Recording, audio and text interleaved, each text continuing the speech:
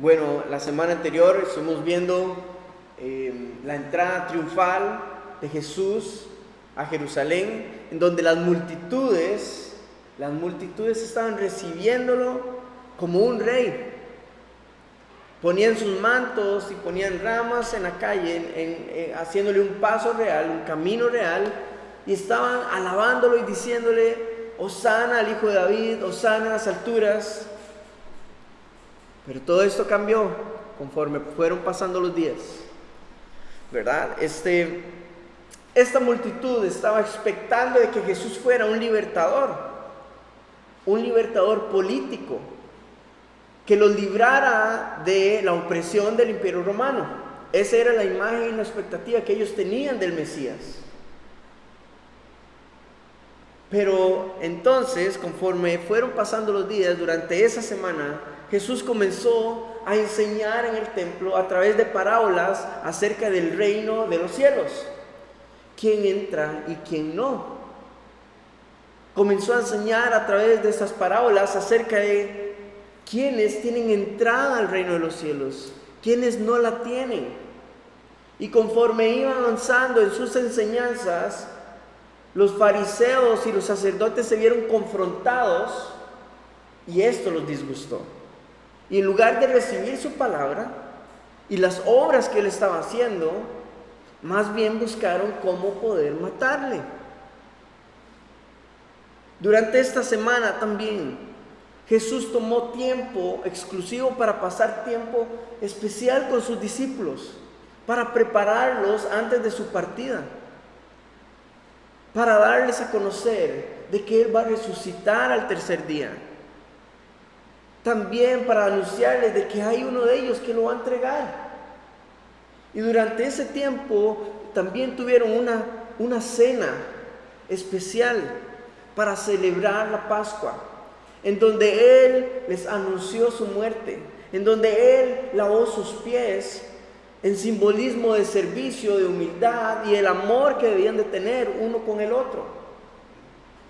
Pero también les recordó que ellos no van a estar solos, que ellos no van a quedar huérfanos, sino que cuando el Señor Jesucristo ascienda a los cielos, Él va a enviar el Espíritu Santo a habitar en cada uno de sus corazones. Y el día de hoy también el Espíritu Santo viene a habitar en la vida de cada quien, de cada creyente que entregue su vida a Cristo, para ser una guía en nuestro diario vivir, que nos va a guiar a toda verdad por el resto de la eternidad. Durante este tiempo, Jesús lavó también los pies de Judas Iscariote. Compartió la cena con aquel que le iba a entregar. Y esto nos muestra su gran amor y su gran misericordia, de que no ha hecho excepción de personas. El más indigno recibió también parte del amor y la misericordia de nuestro Señor en ese momento.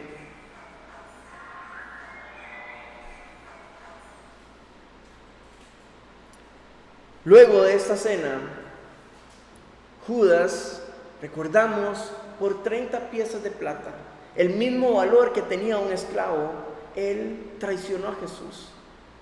Y cuando Jesús se fue al monte a orar, al Getsemaní, junto a Pedro, Santiago y Juan, fue donde todas aquellas personas que estaban buscando matar a Jesús, lo arrestaron, lo hicieron prisionero y lo llevaron ante las autoridades religiosas y ante la autoridad romana para juzgarlo injustamente. A alguien que verdaderamente era inocente y sentenciarlo a muerte. Ahora entonces, toda aquella multitud que gritaba en un principio, Hosana al Hijo de David, ahora han venido a gritar, crucifíquenlo, porque no ha llenado sus expectativas, porque no vino y no hizo lo que ellos querían, que era ser liberados físicamente del Imperio Romano. Pero lo que no sabían es que todas estas cosas eran necesarias que sucedieran.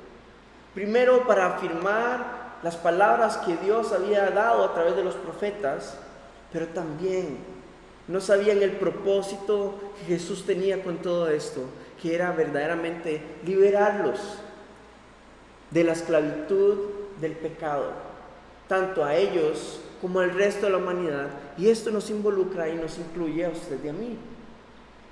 Esto era lo que el Señor estaba preparando. Él los estaba librando de la muerte del pecado, de lo que provoca el pecado en la vida de aquel que está sin Cristo. Entonces, para ese tiempo de la Pascua, todas las familias estaban ya preparando entonces sus corderos puros, sin mancha, para ser sacrificados. Y de esta manera dar una ofrenda de expiación por los pecados de ese año. Y recordemos que el sacerdote debía aprobar de que estos corderos fuesen limpios y sin mancha, fuesen perfectos. Así que las familias por eso están preparando a sus corderos. Pero simultáneamente a esto, el Cordero de Dios está siendo preparado también para ser dado en ofrenda por los pecados, no solamente de una familia, sino de toda la humanidad, no solamente por un año, sino para siempre. Y ahí es entonces donde vamos a retomar en esta mañana. En el capítulo 32 de Mateo, capítulo 27, vamos a iniciar leyendo. Dice: cuando salían, hallaron a un hombre de Cirene que se llamaba Simón. A este obligaron a que llevase la cruz. Recordamos primero que Jesús ya ha sido entregado, está en un pretil, ha sido latigado, desnudado, le han puesto una corona de espinas, las cuales conforme se calienta, conforme el calor, las espinas van creciendo y se van incrustando más y más en la cabeza de nuestro Señor. Le han golpeado con una caña en su cabeza y todo su cuerpo ya está desgastado. Así que cuando ya va a comenzar su camino, su procesión hacia el Gólgota, entonces es que le dicen a este señor, este hombre de Cirene llamado Simón, le obligan a llevar la cruz el resto del camino. Versículo 33 dice: y cuando llegaron a un lugar llamado Gólgota, que significa lugar de la calavera, le dieron a beber vinagre mezclado con hiel, pero después de haberlo probado no quiso beberlo. La hiel o esta mezcla se utilizaba como un analgésico que iba a calmar el dolor. Y Jesús no quiso tomarlo porque sus sentidos, Él los necesitaba completamente claros y enfocados en lo que estaba haciendo. Versículo 35: cuando lo hubieron crucificado, repartieron entre sí sus vestidos, echando suertes, para que se cumpliese lo dicho por el profeta: partieron entre sí mis vestidos, y sobre mi ropa echaron suertes. Entonces, ya han pasado horas, su cuerpo está desgastado, está cansado, y esto nos muestra su humanidad, la humanidad de nuestro Señor, que siendo 100% Dios, completamente Dios, es también completamente hombre. Y esto nos muestra parte de su desgaste físico, de su humanidad. Ahora, la crucifixión era utilizada por los romanos como un tipo de muerte lenta. Era una manera en la que ellos querían hacer tortura a la persona. Entonces, lo que hacían era que después de latigarlo, iban a clavar la parte de su muñeca, no sus manos, porque si el peso de sus manos no soportaba, la piel se iba a desgarrar.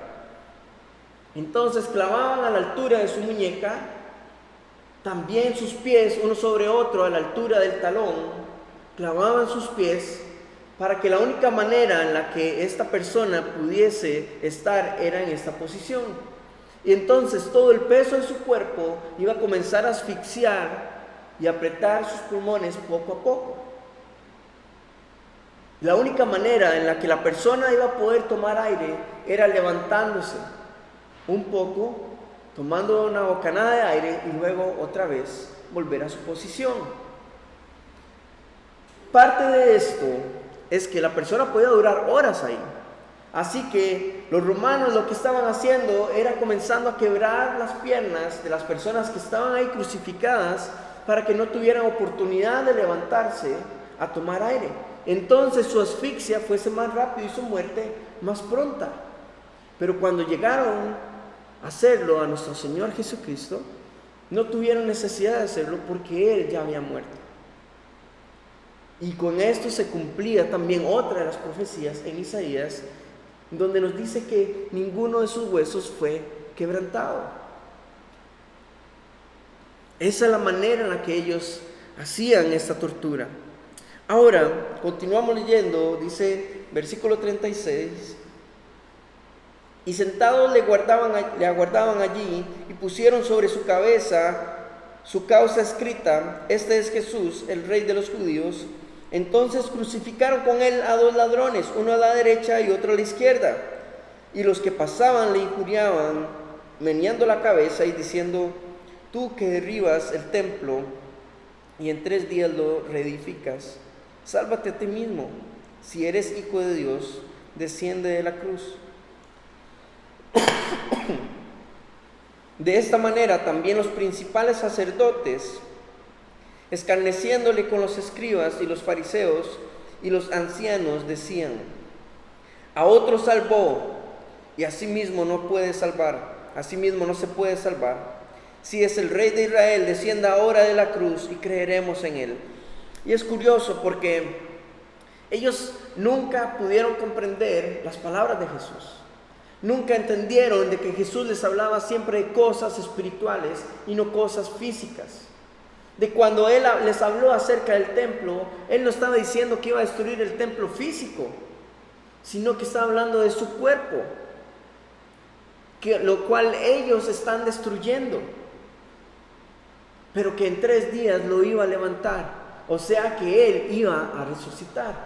Solo que ellos nunca lo comprendieron, nunca lo vieron. Y ahora Jesús ha dado señales para que todos puedan creer en Él. Y los líderes religiosos siempre pusieron pretextos para no creer, para no recibir las señales, ni los milagros, ni las palabras que Él estaba haciendo, aunque la evidencia era clara de que en Él se cumplían las escrituras del Mesías.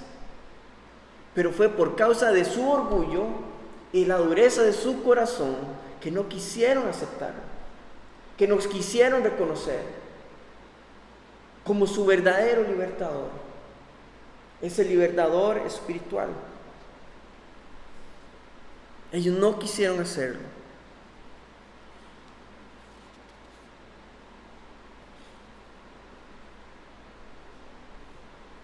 Continuamos en versículo 43, donde dice: confío en Dios, libérele ahora si le quiere, porque ha dicho: soy hijo de Dios. Lo mismo le injuriaban también los ladrones que estaban crucificados con él. Él estaba expuesto a la vista de todos los que pasaban por ese lugar. Estaba casi desnudo, era casi un pedazo de carne ahí colgando en esa cruz. Y en lugar de recibir consuelo, aliento, estaba recibiendo señalamientos, le injuriaban, lo escupían. Nadie estaba respetando la manera de su muerte. Y es increíble que estos líderes religiosos, aún estando Él en la cruz, estaban retándolo a que Él comprobara si verdaderamente era el Hijo de Dios y que se bajara de la cruz. Y sabe, Jesús tenía todo el poder para hacerlo. Él pudo haberlo hecho. Nada lo detenía. Él es Dios. Pero fue por amor. No fueron los clavos lo que lo mantuvieron ahí estático. Fue el amor por cada uno de nosotros. Fue por amor a cada uno de los pecadores en esta tierra que él no lo hizo. Porque ellos le decían, salvó a otros, pero a sí mismo no se salva. Porque si él se hubiese salvado, entonces en realidad no hubiese podido salvar a otros. Y por amor es que él no lo hizo. Versículo 45 dice, y desde la hora sexta, que esto es alrededor de mediodía, hubo tinieblas sobre toda la tierra hasta la hora novena, o sea, a las 3 de la tarde. Y cerca de la hora novena, Jesús clamó a gran voz diciendo, Elí, Elí, lama sabactani.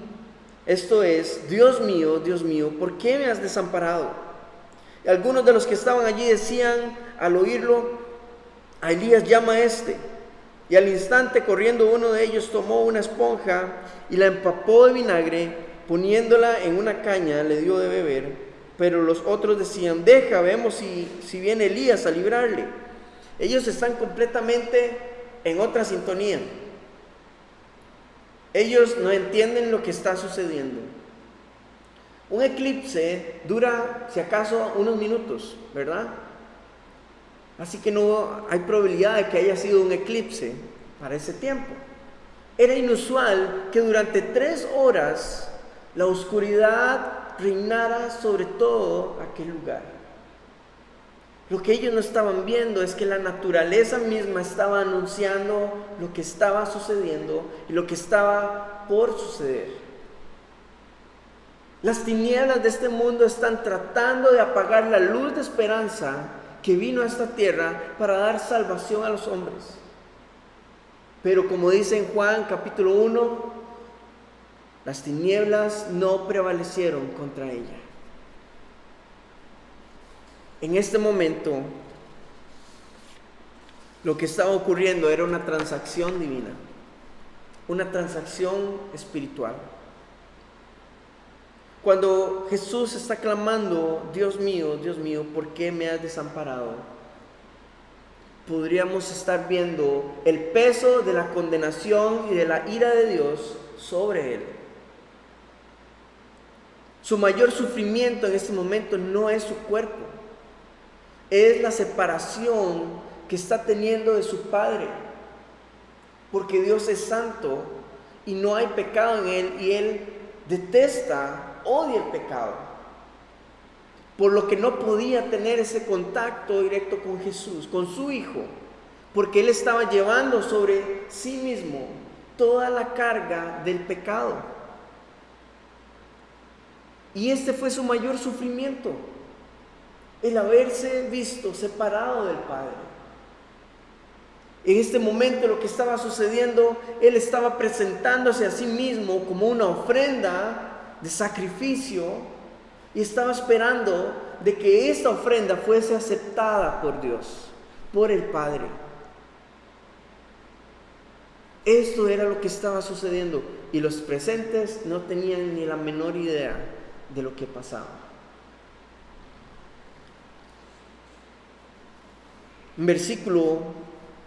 En Isaías capítulo 53, habla acerca del siervo de Dios, de su sufrimiento. Y usted lo puede leer en casa, no es muy largo, habla acerca de todo lo que Jesús pasó. Y dentro de estas cosas dice que Jehová quiso quebrantarlo. Y su quebranto fue de esta manera, separándose un momento de él por causa del pecado. Por causa del pecado. Él estaba poniendo su vida en pago por cada uno de nosotros, con tal de que en lugar de que nosotros recibiésemos el peso de toda la ira de Dios, fuese sobre él, para darnos a nosotros entonces la libertad y la entrada directa al trono de la gracia de Dios y poder tener nuevamente esta comunión con el Padre. Versículo 50 dice, mas Jesús, habiendo otra vez clamado a gran voz, entregó el Espíritu. Es como que Él se haya despedido de su Espíritu, porque ya la transacción ha sido hecha. Dios aceptó la ofrenda. En el Evangelio de Juan, cuando nos habla acerca de este mismo relato, dice que Él dijo Consumado es, y esto significa es terminado. He terminado. Es completo. O sea, la ofrenda fue aceptada. Y luego de esto, Él murió. 51 dice: y aquí el velo del templo se rasgó en dos, de arriba abajo, y la tierra tembló, y las rocas se partieron, y se abrieron los sepulcros, y muchos cuerpos de santos que habían dormido se levantaron. Y saliendo de los sepulcros después de la resurrección de Él, vinieron a la santa ciudad y aparecieron a muchos. El centurión y los que estaban con él guardando a Jesús, visto el terremoto y las cosas que habían sido hechas, temieron en gran manera y dijeron: verdaderamente este era el Hijo de Dios. El velo que separaba, básicamente, o que resguardaba el lugar santo y el lugar santísimo en donde venía a habitar la presencia de Dios en el pasado, en el arca del pacto, era separada por un velo que tenía alrededor de 10 centímetros de grueso, que medía 18 metros de alto, que tenía 9 metros de ancho. Entonces no era posible de que un humano viniera nada más a rasgarlo. Y en la manera que se hizo, no se hizo de abajo hacia arriba, sino que fue de arriba hacia abajo. Con esta manera era comprobado de que Dios era quien hizo este camino, quien abrió la brecha para poder tener vista directa a donde antes los sacerdotes no podían ir si no se habían limpiado y purificado, porque iban a caer muertos en el lugar. Y ahora todos los hombres podían tener la vista directa hasta el arca del pacto, por causa de que Cristo había muerto, de que la ofrenda había sido consumada por Dios, había sido aceptada. Toda la deuda ha sido pagada por causa del Señor. Ahora todo hombre es libre de poder entrar directamente a la presencia de Dios. Ahora, no tenemos mucha información respecto a esto. De hecho, solo Mateo lo menciona, de que los santos, algunos santos que habían dormido, fueron resucitados, salieron de sus sepulcros. Lo que vemos acá es que Dios eligió a quienes levantar, a quienes resucitar. ¿Cómo explicarlo? No tenemos explicación, porque es Dios en su soberanía, mostrando su poder sobre la vida y sobre la muerte, y también mostrándonos la victoria de Cristo sobre la muerte. Lo único que podemos decir de esto es lo que viene a nuestra memoria con lo que dice 1 Tesalonicenses capítulo 4. Cuando todos aquellos que han muerto en Cristo, cuando venga el Señor nuevamente para el arrebatamiento de la iglesia, serán resucitados para ser recibidos en el cielo juntamente con el Señor. Es lo único que puede mostrarnos y nos puede traer a memoria el ver lo que está sucediendo en este momento. Ahora, viendo un momento al centurión, él está testiguando estas cosas. Él es un romano, es un gentil, él no es judío, es un soldado de guerra, preparado para matar. Y está viendo y está testiguando lo que está sucediendo en este momento. Y su declaración es increíble, porque en Lucas capítulo 23, que nos habla también de este acontecimiento, añade que él dio gloria a Dios porque reconoció que Jesús verdaderamente era el Hijo de Dios. Y podríamos pensar de que este hombre es el primer gentil que está siendo convertido para el Señor en este momento, después de la muerte de Jesucristo.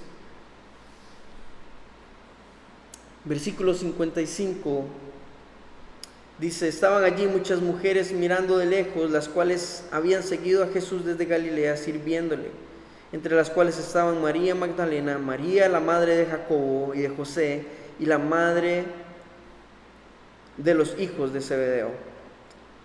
Continuamos, dice, cuando llegó la noche, vino un hombre rico de Arimatea, llamado José, que también había sido discípulo de Jesús. Este hombre era un hombre rico, era un fariseo, era parte del concilio del Sanedrín, que era la cúpula de liderazgo de los fariseos, y nos dice que era discípulo de Jesús. O sea que no solamente Nicodemo puso su fe en Jesús, sino que también este hombre. Y él tuvo misericordia del cuerpo de nuestro Señor.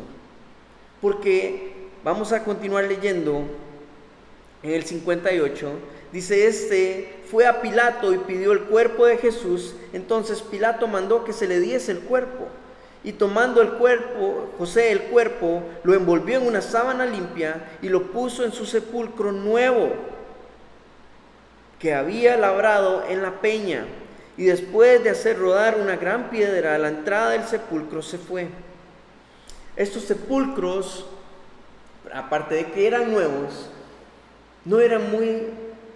normalmente las personas no tenían dinero para esto. Pero él, al ser un hombre rico, él había esculpido una tumba, un sepulcro completamente elaborado. Y la piedra que iba a ser puesta ahí pesaba alrededor de 2 toneladas. No había manera de que solo una persona pudiese cerrar o abrir la tumba. No había manera de poder abrirla desde adentro.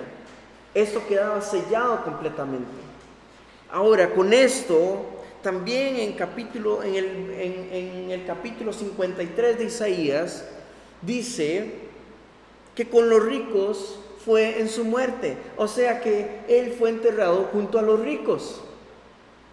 Y con esto se estaba cumpliendo también esta profecía.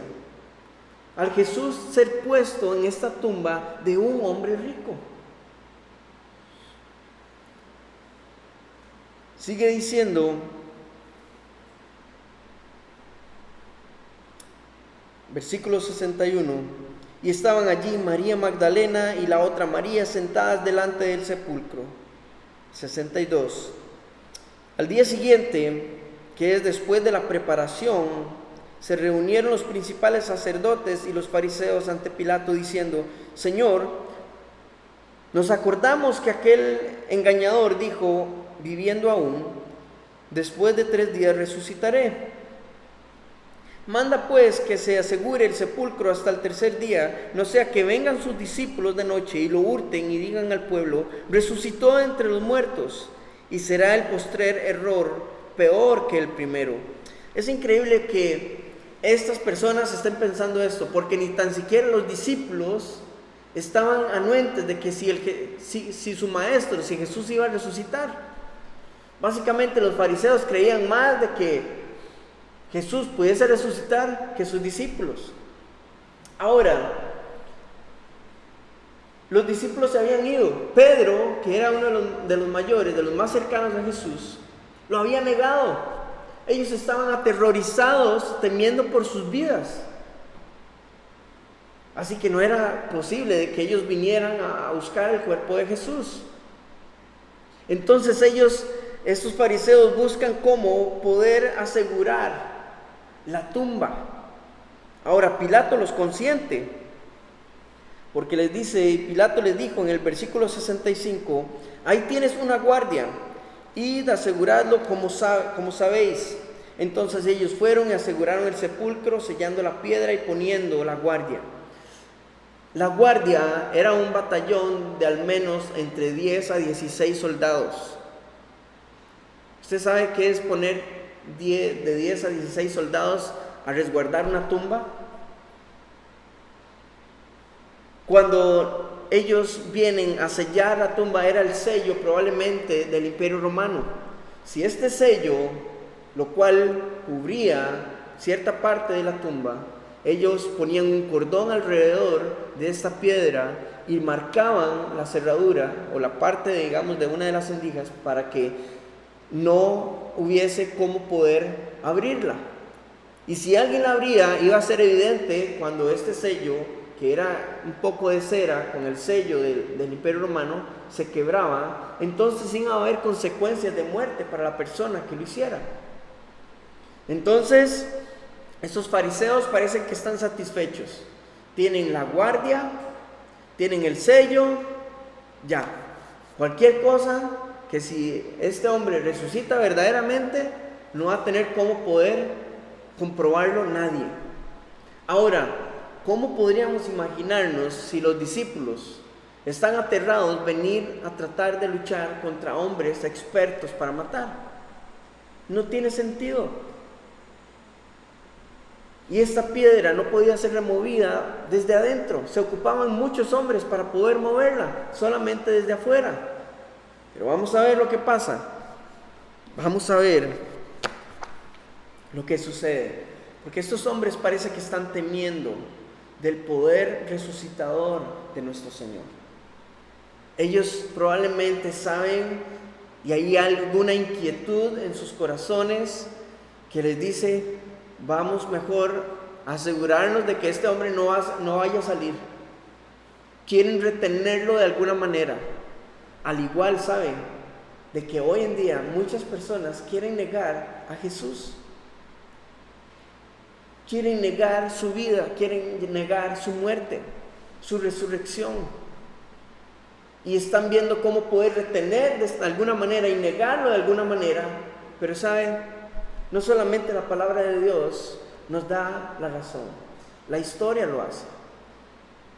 Porque estos acontecimientos están escritos en libros de historia, de historiadores judíos, romanos y griegos, que no tienen una relación con Dios, que solamente son historiadores, que son geólogos. Pero ellos también saben de qué sucedió. Y por más que la ciencia y la humanidad haya querido negar la existencia del Señor, todo apunta de que hay una evidencia completamente fundamentada y real y cierta que lo confirma. Vamos a ver, continuamos en el capítulo 28 para abarcar la victoria de nuestro Señor. Dice: pasado el día de reposo, al amanecer del primer día de la semana, esto es domingo, vinieron María Magdalena y la otra María a ver el sepulcro. En otro de los evangelios nos dice que ellas venían de camino, venían dialogando, preguntándose: ¿y ahora quién nos va a abrir el sepulcro? Que ellas dos no iban a poder. Y según la costumbre, ellas venían con aromas y aceites a embalsamar y a terminar de ungir el cuerpo del difunto, el cuerpo de Jesús. Veamos lo que sucede. Versículo 2. Y hubo un gran terremoto, porque un ángel del Señor descendió del cielo y llegando removió la piedra y se sentó sobre ella. O sea, no solamente la removió él solo, sino que se quedó ahí como sentado, esperando a ver quién venía, quién sucedía. Vamos a ver, versículo 3, su aspecto era como un relámpago y su vestido blanco como la nieve. Y de miedo de él, los guardas temblaron y se quedaron como muertos. Usted puede imaginarse esta escena, estos hombres fornidos de guerra, de batalla, están completamente en shock, no pueden moverse, están viendo esto, a este hombre resplandeciente. Versículo 5. Mas el ángel respondiendo dijo a las mujeres: no temáis vosotras, porque yo sé que buscáis a Jesús, el que fue crucificado. No está aquí, pues ha resucitado, como dijo. Venid, ved el lugar donde fue puesto el Señor, e id pronto y decid a sus discípulos que ha resucitado de los muertos, y aquí va delante de vosotros a Galilea, allí le veréis, he aquí os lo he dicho. Este ángel abre la tumba, no para que Jesús salga, sino más bien para que las mujeres puedan entrar y atestiguar y comprobar de que la tumba está vacía. Este hombre o este ángel se queda ahí no solamente adornando la tumba para guiarlas a ellas en qué es lo que ha sucedido, sino también para impactar a aquella guardia imperial que está enfrente de la tumba. Estas mujeres, días atrás, están sin esperanza, angustiadas, con dolor, llorando probablemente amargamente por causa de la ausencia de su Señor. Y hoy se encuentran en esta escena en la tumba en donde están viniendo. Y esto es importante, lo que el ángel les dice: venid y ved. ¿Sabe? Si usted no tiene completamente seguridad en Jesucristo, venga y vea. Venga y compruébelo. Pero sepa de que después de que usted lo haya comprobado y haya experimentado en su vida que Jesucristo hoy vive, tiene una tarea. Vea lo que el ángel les dice: id pronto y decid a sus discípulos que ha resucitado de entre los muertos. Hay una responsabilidad y una tarea que tiene todo creyente que ha venido y comprobado que Jesucristo verdaderamente es real y puede transformar su vida. Es: vaya y anuncia a otros de que Él vive. Anuncia a otros de su victoria. Ahora, es interesante cómo Dios utiliza a los ángeles, porque los utilizó cuando Jesús nació en Belén. Sus ángeles fueron y anunciaron a los pastores: hey, ha nacido ya el Rey, el Príncipe de paz. Y ahora nuevamente los está utilizando para darles el mensaje de esperanza a estas mujeres. Continuamos en versículo 8, dice: entonces ellas, saliendo del sepulcro con temor y gran gozo, no podemos imaginarnos cómo pudieron estar sintiéndose en ellas en este sube y baja emocional en sus vidas y sus pensamientos, temiendo de lo que acaban de presenciar, pero con gran gozo de lo que acaban de escuchar. Lo que antes tenían sin esperanza, ahora han recibido un mensaje esperanzador de que Cristo vive. Fueron corriendo, o sea, fueron obedientes de manera inmediata. Fueron corriendo a dar las nuevas a sus discípulos. Y mientras iban a dar las nuevas a los discípulos, he aquí Jesús les salió al encuentro diciendo: salve. Y sabe, esta palabra es básicamente utilizada como si dijéramos: hola. Ellas van de camino a anunciar de que Cristo vive y se lo encuentran de frente diciéndoles: hola, como no ha pasado nada, tranquilas, aquí estoy. Y ellas, acercándose, abrazaron sus pies y le adoraron. Entonces Jesús les dijo: no temáis, id, da las nuevas a mis hermanos para que vayan a Galilea y allí me verán. Y esta es la actitud que toda persona debe tener con Jesucristo. ¿Sabe?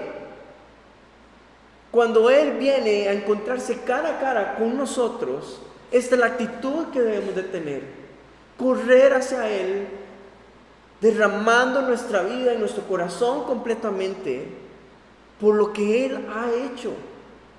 Él es nuestro Señor, quien ha pagado el precio en la cruz para darle salvación y vida eterna a usted y a mí.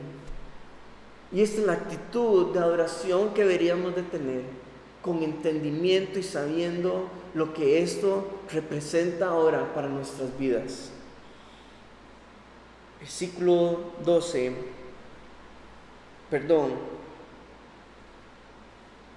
11. Mientras ellas iban, he aquí, unos de la guardia fueron a la ciudad. Es extraño porque no dice que toda la guardia, solamente algunos. Probablemente nosotros todavía están procesando qué acaba de pasar aquí. Fueron a la ciudad y dieron aviso a los principales sacerdotes de todas las cosas que habían acontecido, y reunidos con los ancianos y habido consejo, dieron mucho dinero a los soldados, diciendo: decid vosotros, sus discípulos vinieron de noche y lo hurtaron, estando nosotros dormidos. Y si esto lo oyere el gobernador, porque hay muchas cosas en juego acá, y vemos qué ilógico que es el pretexto que ellos ponen. De nuevo, sus discípulos, pescadores, la mayoría, tratando de hacerle lucha a soldados de guerra, no tiene sentido, primero que todo. Ahora, hubiese habido un desprestigio e irrespeto y mala fama para el Imperio Romano si estos soldados se hubiesen dormido y alguien los hubiese derrotado para sacar el cuerpo, y eran dignos de muerte si esto hubiese llegado a los oídos del gobernador. Por eso ellos le dicen: nosotros vamos a interceder por ustedes ante el gobernador, nosotros le persuadiremos, versículo 14, y os pondremos a salvo, porque sabían que si algo hubiese sucedido allá y les hubiesen pasado sobre la autoridad de ellos, el gobernador les iba a matar a ellos. Versículo 15 dice: y ellos tomaron el dinero, hicieron como se les había instruido. Este dicho se ha divulgado entre los judíos hasta el día de hoy. No hay fundamento para esto. O sea, esto no tiene lógica. Y sabe, no tiene lógica, al igual que muchos pretextos, teorías y argumentos que los hombres han querido poner para no creer en que Jesucristo verdaderamente existe, está vivo, es real. Pero por causa de su orgullo, de su honor, tanto de los fariseos como de muchos hombres hoy, por causa de su orgullo y su honor, su vanidad, es que no quieren rendir su vida delante del Señor. Pero por eso es que esto no se trata acerca de persuasión de palabras, se trata acerca solamente de la obra poderosa del Señor a través de su Espíritu Santo, por medio de su palabra, para traer convicción a nuestras vidas, en arrepentimiento, en alabanza, en adoración a nuestro Dios. Versículo 16. Pero los 11 discípulos se fueron a Galilea. ¿Y saben dónde está Galilea? Está completamente al norte de Israel. Ellos van a pie. Jesús les dijo, y estando en Jerusalén, al sur completamente de Israel, vayan allá y allá nos veremos. O sea, probablemente han pasado bastantes horas o incluso un par de días para que poder llegar allá a Galilea. Se fueron a Galilea, al monte donde Jesús les había ordenado, y cuando le vieron, le adoraron. Pero, y esto es muy bueno que esté acá, pero algunos dudaban. O sea, esto no es un cuento de Cenicienta. Y vivieron felices para siempre. Y esto es lo que nos hace, más bien lo que nos afirma de que esta historia es real, de que es concreta, porque algunos creyeron, pero otros dudaron. Y no hay nada diferente al día de hoy. Muchos dudan todavía acerca de si seguir o no al Señor, de si Dios es verdaderamente real o no. Es parte de la intervención de nuestra carne en nuestra vida. Continúa diciendo: y Jesús se acercó y les habló diciendo: toda potestad me es dada en el cielo y en la tierra, por tanto id y haced discípulos a todas las naciones, no solamente a los judíos, a todas las naciones, bautizándolos en el nombre del Padre y del Hijo y del Espíritu Santo, enseñándoles que guarden todas las cosas que os he mandado, y aquí yo estoy con vosotros todos los días hasta el fin del mundo. ¿Sabe cómo está el Señor con los discípulos y con nosotros todos los días hasta el fin del mundo? Por medio de su Espíritu Santo. Por medio de su Espíritu. Y dejé completamente atrás mis notas.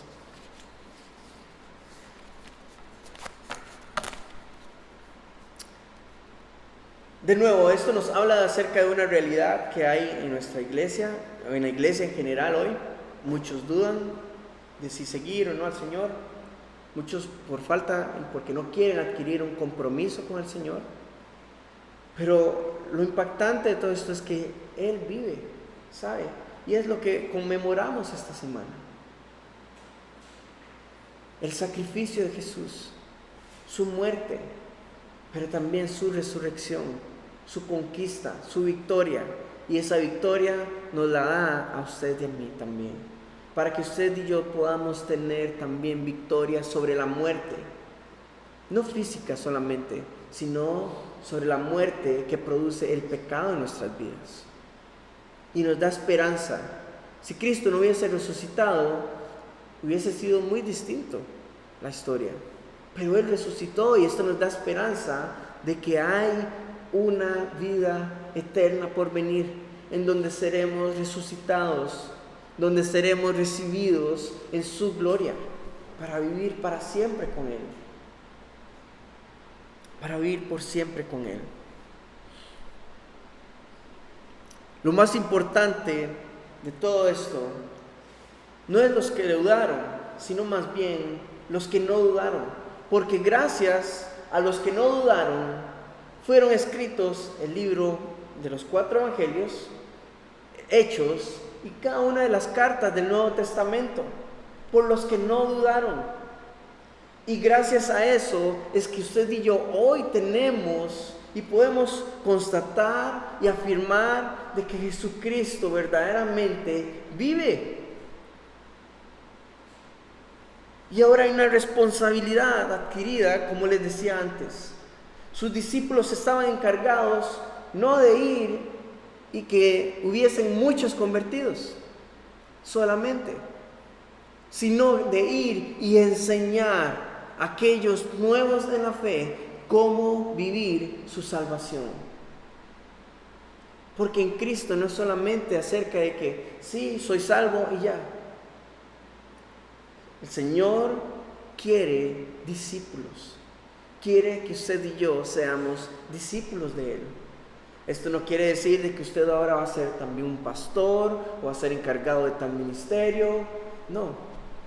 Los discípulos son personas que se instruyen en la palabra para hacer y obedecer lo que su maestro les habla y les dice. Y parte de la iglesia, parte de ser iglesia, es que no hayan solamente personas convertidas y nuevos creyentes, inmaduros en su fe, sino que usted pueda crecer, madurar y comprender lo que esto significa y en a quién usted está sirviendo y en quién usted está creyendo. Amén. De manera general, esta es la única verdad que tiene un fundamento firme, que ha logrado sostenerse, que ha podido lograr evidenciar la resurrección de nuestro Señor Jesucristo. Las demás teorías y argumentos y suposiciones, si usted las ve, varían constantemente con el tiempo, pero Cristo ha mantenido que en su palabra Él ha resucitado. Ahora, haciendo hincapié en que no fueron los clavos de la cruz los que sostuvieron a Jesús, fue su amor por cada uno de nosotros lo que no permitió que se bajara de esa cruz. El Creador siendo crucificado por su creación, por amor a todos ellos, no lo hizo para que su sacrificio fuese una vez y para siempre, ¿sabe? Y por eso usted y yo no podemos hacer nada para obtener la salvación, porque en Él tenemos justificación eterna. Él recibió el castigo que usted y yo merecíamos, la copa de la ira de Dios. Por eso Jesús, cuando estaba en Getsemaní, pidiéndole al Padre, Padre, si es posible, pasa de mí esta copa. ¿Cuál copa? La copa de la ira de Dios. la que usted y yo merecíamos, pero Él decidió tomarla para que usted y yo, en lugar de condenación, recibamos justificación para vida eterna. Gloria a Dios por eso. Amén. Padre, gracias por tu palabra, gracias por este tiempo que podemos hacer memoria de tu sacrificio en la cruz, lo que representa, y de tu resurrección que nos da esperanza. Haz tu obra por medio de esta palabra en cada una de nuestras vidas y en nuestros corazones. A ti te alabamos y te exaltamos por siempre. En nombre de Cristo Jesús oramos. Amén.